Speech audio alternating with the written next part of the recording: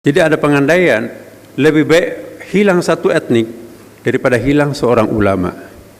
Karena ulama itu adalah tiang pancang langit.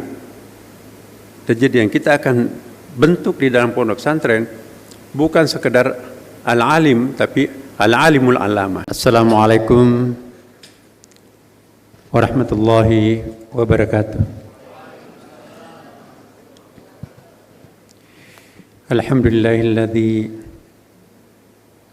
ja'ala al-ilma taharatan lin-nufus wa nuran lil-basair wa hadiyan ilal jannah.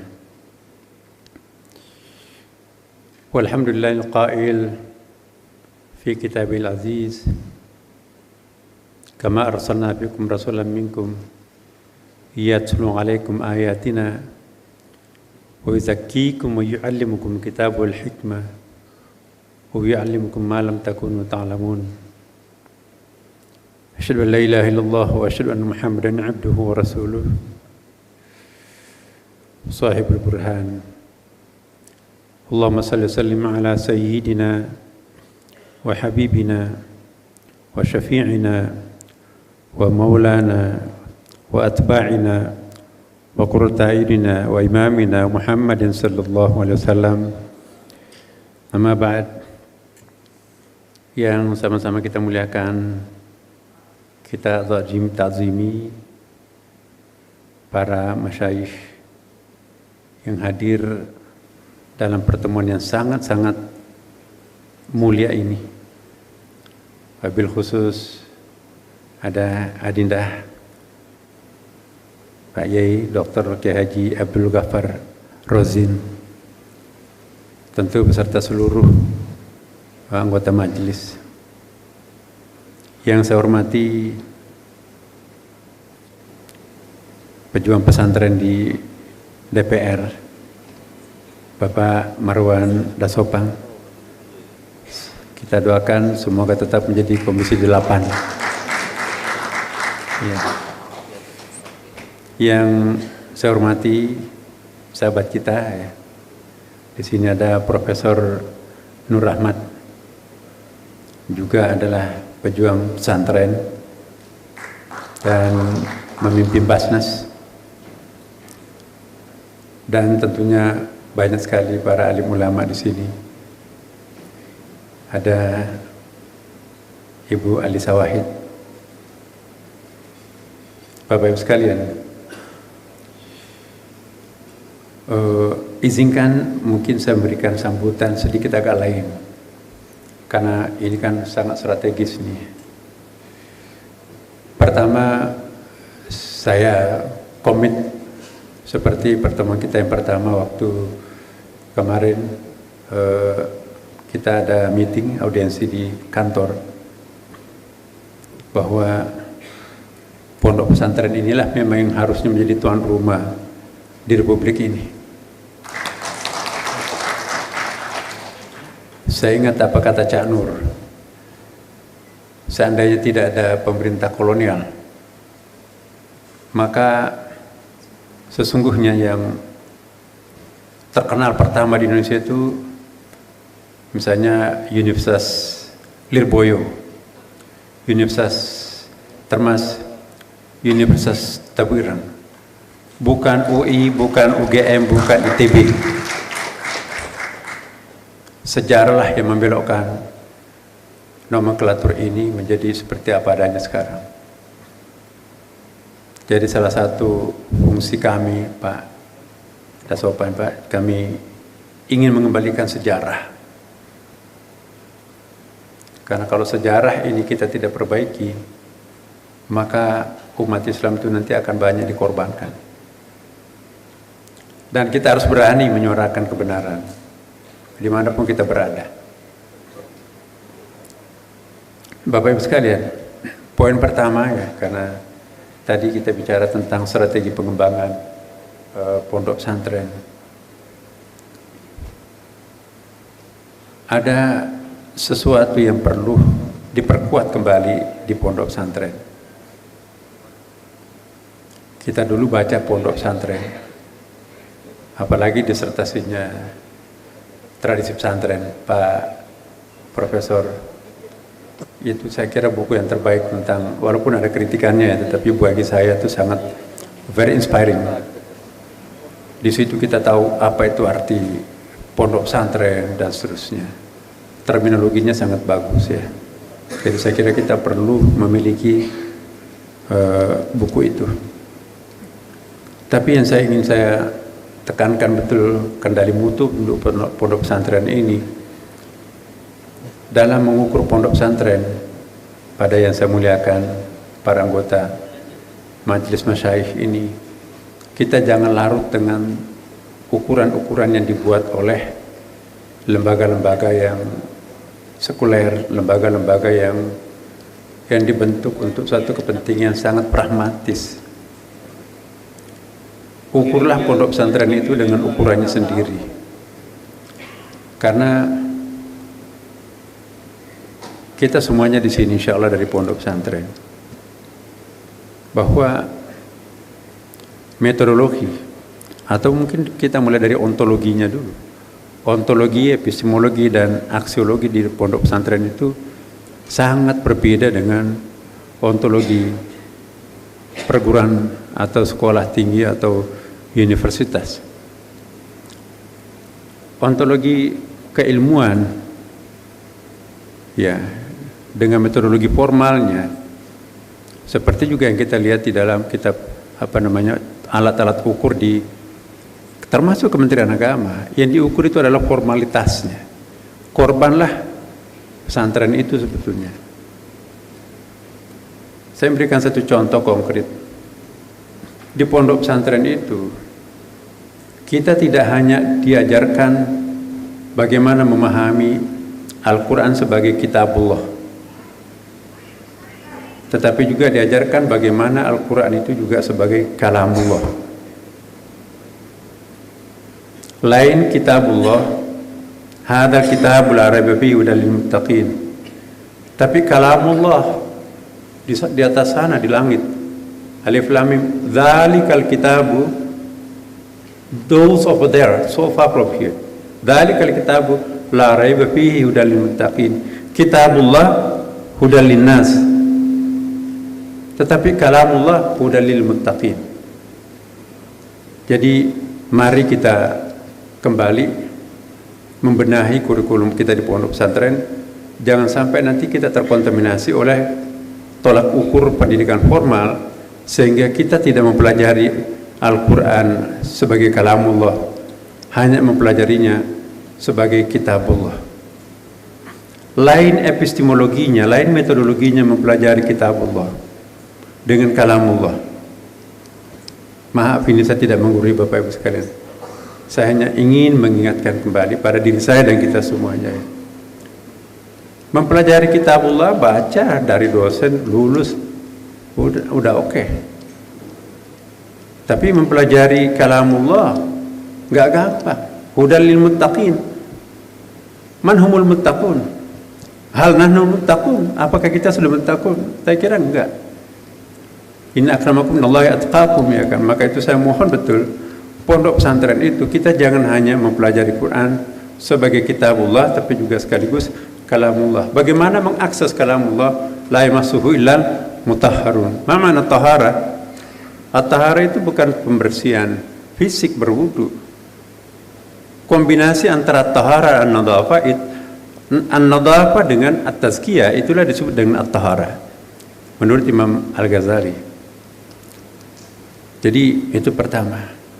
Ontologi keilmuan kita itu bukan hanya sampai kepada mempelajari Al-Quran sebagai ibarah. Jadi ada ulama tafsir mengatakan bahwa ada 4 lapis Al-Quran. Ada ibaratul Quran untuk orang awam, ya. Kemudian juga ada isyaratul Quran untuk khawas. Kemudian lataiful Quran untuk khawasul khawas, dan ada haqaiqul Quran khususnya para nabi. Jadi di dalam kulit ada kulit, di atas langit masih ada langit. Nah, santri tidak bisa berhenti pada wukuf, ya, harus berhentinya pada wusul, finish. Karena kalau sampai wukuf di Arafah, belum selesai haji kita kan masih harus ke Mina. Nah, jadi inilah kriteria-kriteria yang satu contoh. Kemudian pondok pesantren itu bukan hanya belajar kepada guru, tapi juga belajar kepada apa yang saya sering istilahkan dengan impersonal teachers, guru yang bukan orang. Kita semua tahu kan, kiai-kiai tersohor kita di pondok pesantren di Indonesia, ya, benar-benar majhulun fil ard walakin ma'lumun fis sama. Tidak populer di bumi, tetapi populernya di langit. Almarhum al-alama Kiai Haji Wahid Hashim, sebetulnya sama sekali beliau tidak bermaksud untuk menjadi populer seperti yang kita baca dalam sejarah. Kalau beliau datang dari Mekah untuk populer, dia tidak membuka cabangnya di kampung halamannya. Dia terpaksa tampil di permukaan karena ada tuntutan publik. Tapi buktinya setelah mereka kembali ke pondoknya, back to the basic. Jadi dia populer bukan karena kehendaknya sendiri, tetapi karena kehendak publik, kehendak umat, tuntutan umat, maka dia seperti itu. Jadi sangat berbeda dengan para politisi, dengan almarhum. Ya, alangkah miskinnya seorang murid kalau gurunya hanya orang. Iya kan? Sanurihim ayatina fil afaq wa fi anfusihim. Jadi ada impersonal teacher. Kita lihat banyak sekali ayatnya dalam Al-Quran. Belajarnya Nabi Musa itu kepada pohon, ya. Kemudian juga apa itu ayatnya itu? Falamma ataha nudiya min syatil wadil aiman fil buqatil mubarakah. Jadi ada lembah yang penuh berkah. Lembah penuh berkah itulah pesantren itu. Ya. Lembah apa namanya itu ya? Tempat untuk berzikir. Di situ ada berkah. Jadi pesantren itu bukan hanya tempat untuk sekolah. Pesantren itu bukan tempat untuk mencari ilmu pengetahuan dari guru, tapi tempat untuk mencari ilmunya Allah di situ. Maka itu perbedaan madrasah dengan sekolah. Ini pemahaman saya. Kalau sekolah itu tempat untuk belajar dari guru, tempat untuk mendapatkan ilmunya guru kalau di sekolah. Tapi kalau di pesantren, tempat untuk mendapatkan ilmunya Allah. Jadi guru kiai kita itu adalah mursyid. Mursyid itu kan apa ya namanya, mursyid itu kayak selang, mari mata airnya di situ, ini gelasnya. Jadi hanya perantara. Ilmunya Allah yang kita cari di pondok pesantren. Maka itu lebih berkah. Saya mohon betul, jangan kita terlalu larut dengan metodologi alat-alat ukur modern dalam mengukur pondok pesantren. Nanti terjadi semacam pendangkalan spiritual di kalangan pondok kita. Saya yakin majelis masyayikh yang terpilih ini akan mengembalikan, bahkan akan terus melanjutkan visi misi pondok pesantren tadi. Ya. Dan jelas kok dalam Quran itu.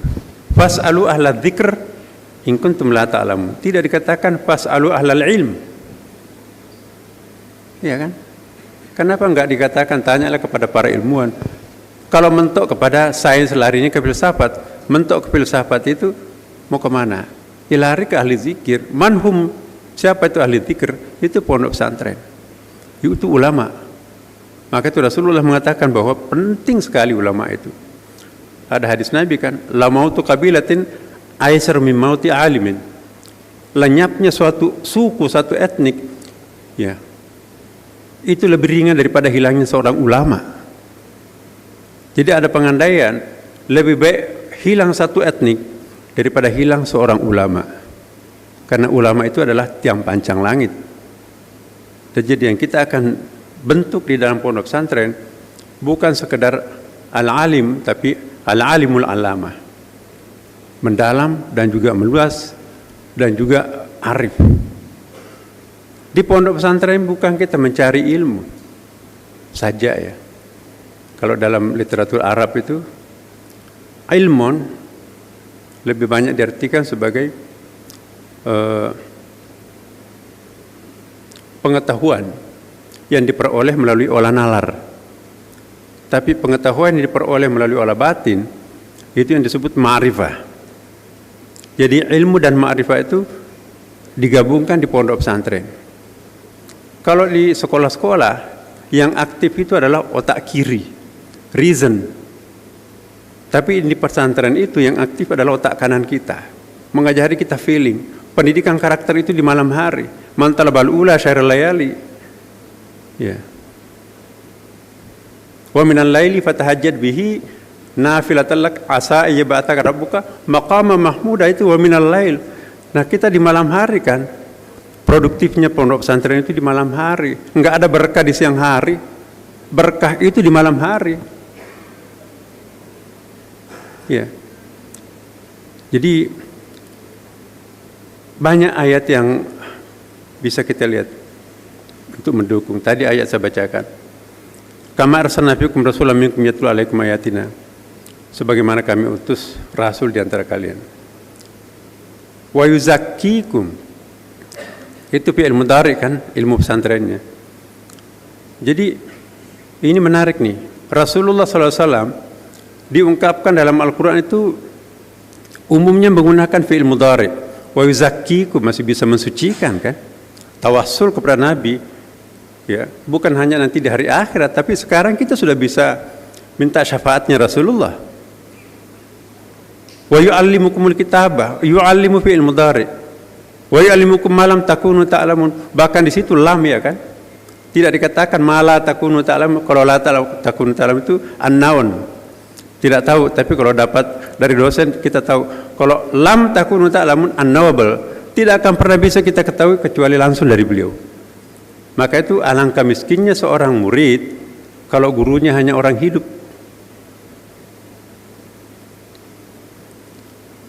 Ulama kita Bapak Ibu sekalian, Imam Syafi'i, Jami' Karamatul Aulia itu 420 sekian, 2 jilid itu, ulama-ulama itu. Kalau kita kaji, itu belajarnya bukan kepada orang hidup, dia bisa belajar kepada Nabi. Nah, ini pesantren kita nggak muncul ini.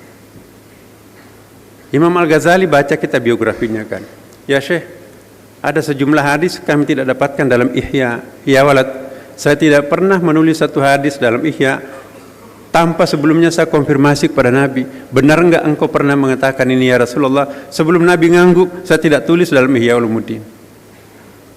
Rasulullah wafat 632 Masehi. Al-Ghazali wafat tahun 1111.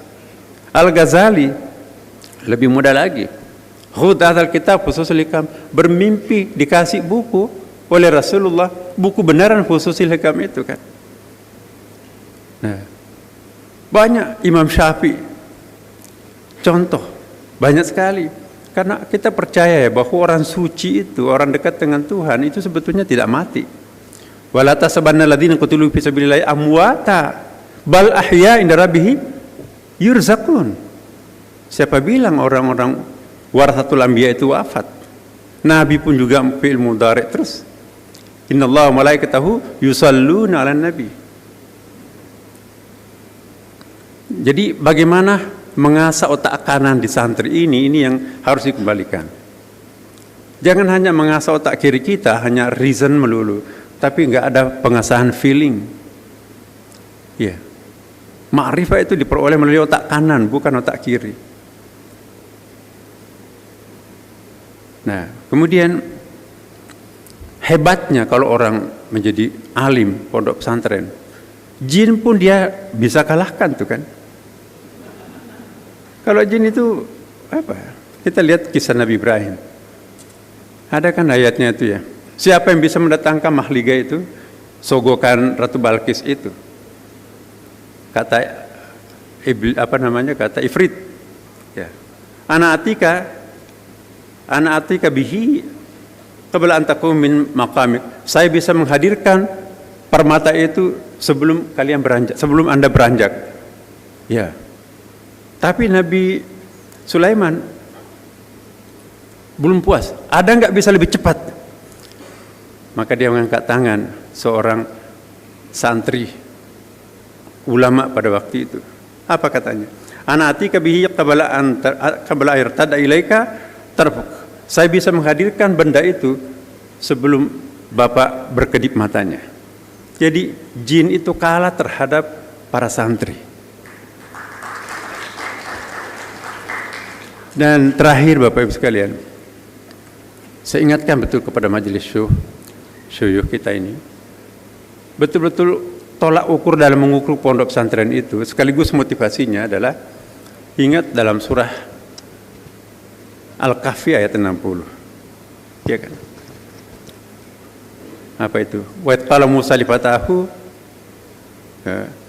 la abrahu hatta abluga majma'al bahraini aw amdiya hukba. Ya, Nabi Musa kan termasuk nabi yang paling cerdas. Ya, tidak ada nabi yang komunikasi langsung dengan Allah. Wa kalamallahu Musa taklima selain Nabi Musa. Sampai agak sedikit bangga, wah, Andalah sang pembunuh Fir'aun. Nabi-nabi sebelumnya gak pernah berhasil membunuh Fir'aun. Langsung ditegur oleh Allah, hai Musa, kamu harus belajar. Maka pergilah Nabi Musa. Saya tidak akan pernah berhenti sampai menjumpai dua lautan. Nah, kita lihat dalam tafsir Mu'tabarat, tafsir situ Majmal Bahrain itu adalah di laut Persia itu ada perbatasan laut timur dan barat itu ya. Tapi tafsir Al-Razi ini menarik nih. Yang dimaksudkan Majmal Bahrain di situ perjumpaan dua epistemologi. Epistemologi barat itu menggunakan otak kiri sangat rasional. Maka itu di situ ada Plato, Socrates, Thales, Anaximenes, Demokritos dan seterusnya. Tapi otak kanan itu ada di timur. Maka itu semua agama lahir di timur. Nggak ada agama besar lahir di barat. Tapi Allah apa? Walillahil masyriq wal maghrib. Nah, Iqra itu di otak kiri, Bismi Rabbik itu otak kanan. Jadi Iqra Bismi Rabbik inilah pondok pesantren. Kalau di sekolah hanya Iqra, nggak ada Bismi Rabbiknya. Tapi kalau hanya Bismi Rabbik melulu nggak ada Iqra'nya, itu juga bukan pondok pesantren.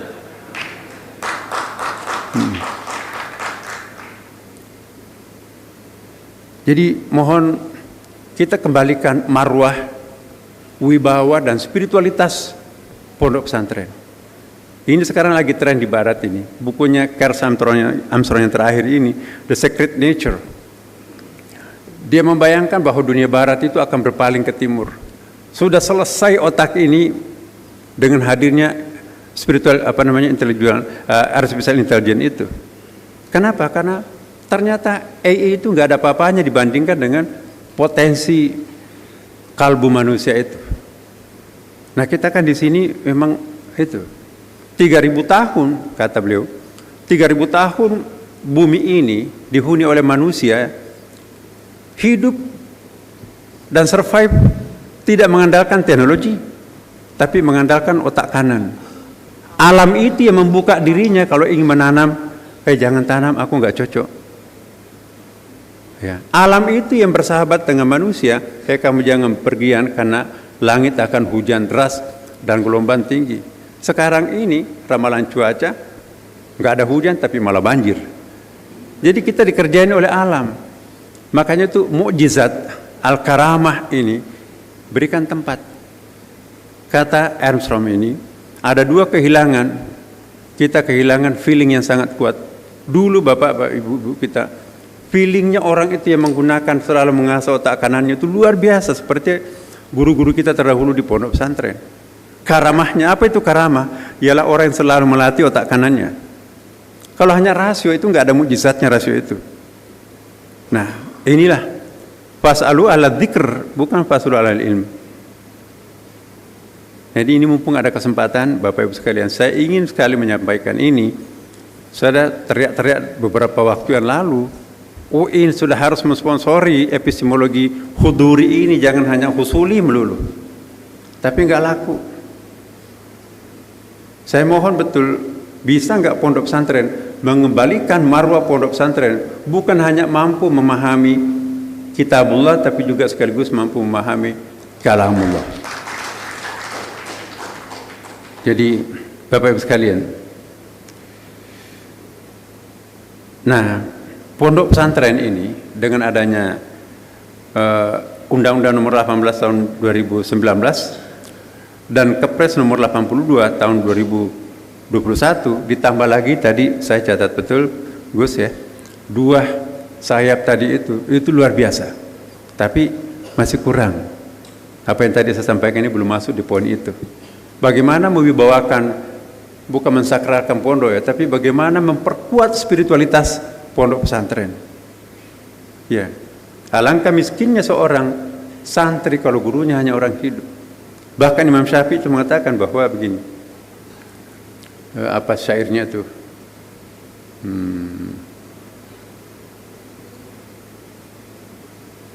Syakautu ila waqi'in an su'i hifti.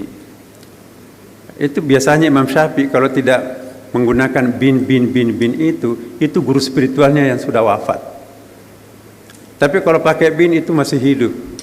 Syakautu ila waqi'in an su'i hifti fa arsyadani an tarkil ma'asi al ilmu nurun wa nurullah la yuhdalil asi. Jadi kalau santri itu hatinya kelabu dengan dosa, enggak ada di situ kalamullah. Memang cum laude tetapi kurang ngajar. Nah, kita ingin Bapak betul. Coba kita lihat ulama-ulama kita di pondok pesantren. Dia nggak pingin populer, ya, dulu. Tapi kiai-kiai kita sekarang kan rebutan di ruang publik juga, jadi keberkahannya ya kita perlu bertanya. Tapi inilah yang kita harapkan, bagaimana pondok pesantren ini menjadi guru. Guru itu bahasa Sanskerta, bahasa Hindu. Gu artinya kegelapan, ru artinya obor. Guru adalah obor yang menerangi kegelapan. Sama dengan syekh. Kalau kita lihat semantiknya, syekh itu sama kan juga. Sampai dikatakan asy-syekhu amamal murid kan nabi amama sahabah. Jadi syekh di depan para murid itu bagaikan nabi di depan para sahabatnya. Respect nggak kita kepada nabi? Kalau seandainya kita jadi sahabat, sangat respect. Maka itu Sayyidina Ali kan, man alamni harfan kuntulahu abdan. Nah, apakah santri kita masih seperti ini? Apakah santri seperti ini yang kita akan lahirkan, atau santri yang modern? Jadi kata-kata modern itu bisa menjadi mudirron juga. Mudirron itu merusak, modern itu prospektif. Ya, Bapak Ibu sekalian, mohon maaf kalau sambutannya kayak begini, tetapi saya ingin sekali bahwa pondok pesantren kita ke depan itu bukan saja mempertahankan eksistensinya dalam masyarakat, tapi substansi kepesantrenan itu juga ikut dipertahankan, sehingga inilah akan menjadi sulu kehidupan, membahagiakan kita dunia sampai di akhirat kelak. Dengan demikian saya akhiri Bapak Ibu sekalian. Mohon maaf kalau mungkin kepanjangan atau terasa ada hal-hal yang mungkin kurang pas dengan Bapak Ibu sekalian. Dari lubuk hati kami yang sangat tulus ini menyampaikan kepada Bapak Ibu sekalian, saya sampaikan terima kasih banyak dan semoga Allah memberkati kita semuanya. Wallahu muwaffiq ila aqwamit thoriq.